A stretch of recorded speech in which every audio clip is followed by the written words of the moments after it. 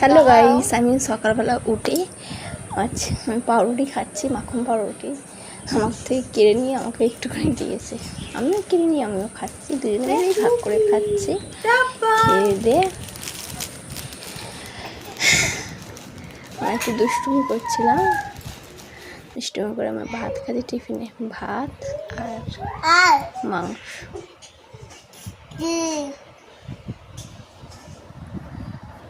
ভাত খেয়ে আমরা দুজনেই খাচ্ছি, ও খাওয়াটাকে খালি দেখছি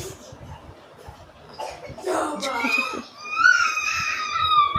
খেয়ে দিয়ে ঝাল তো বলুন বন্ধুরা, খেতে পারবে?